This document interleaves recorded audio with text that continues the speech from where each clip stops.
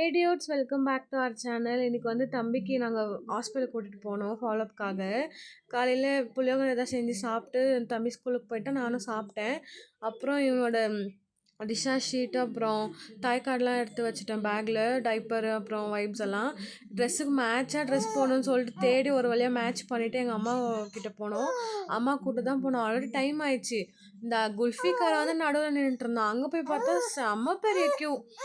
அப்புறம் அங்கே வந்து அட்மிஷன் போட்டுட்டு ஏறும்போது இந்த ரூம் பார்த்தேன். இங்கே தான் நான் வந்து ஃபஸ்ட்டு செக் பண்ணாங்க. நான் நார்மல் செக்கப்புக்கு வந்தப்போ வலி எனக்கு எதுவுமே வரல. பிபி ரேஸாக இருக்குது, இங்கே இருக்கணும் அப்படின்னு சொல்லிட்டு இருந்தாங்க. நைட்டு வலி ஒரு ஜெல்லாம் வச்சு பார்த்தாங்க, வலி வரல. பன்னீர் கூட உடஞ்சிருச்சு. பார்த்தா தம்பி வயிற்றுலேயே மோஷன் போயிட்டு இருந்தான். லாஸ்ட்டில் ஆப்ரேஷன் பண்ணி எடுத்து தான் ஆகணும் அப்படின்னு சொல்லிட்டாங்க லாஸ்ட் மினிட்ல. அப்புறம் ஒரு வழியாக ஆப்ரேஷன் பண்ணி எடுத்தாச்சு. தம்பியை நான் பார்க்கவே இல்லை, இன்குபேட்டரில் வச்சுட்டாங்க.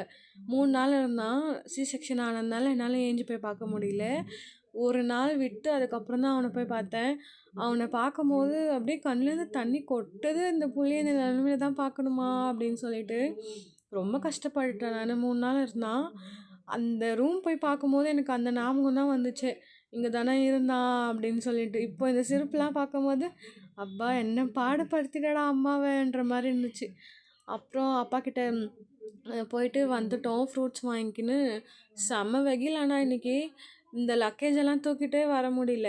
அப்புறம் ஒரு 2 பேரும் அம்மாவும் நானும் மோசம்பி ஜூஸ் குடிச்சிட்டு வீட்டுக்கு வந்துட்டோம். வந்தா நிலன்னு கொஞ்சிட்டு இருந்தான். வீட்டுக்கு வந்து தான் சாப்பாடு செஞ்சோம். அம்மா வந்து கீரை குழம்பு, சாப்பாடு, ப்ரொக்கோலி எல்லாம் செஞ்சுருந்தாங்க. நான் வந்து எனக்கு களி வேணும், எனக்கு கீரை குழம்பு தான் களி இருக்கணும் சாப்பிட்டேன். இவங்க ஈவினிங்காக படுத்துட்டு நிலனை வச்சு காண்டு எடுத்துட்டு இருந்தாங்க. நைட்டு சப்பாத்தி, தக்காளி கொஞ்சம்லாம் சாப்பிட்டுட்டு இருந்தோம்.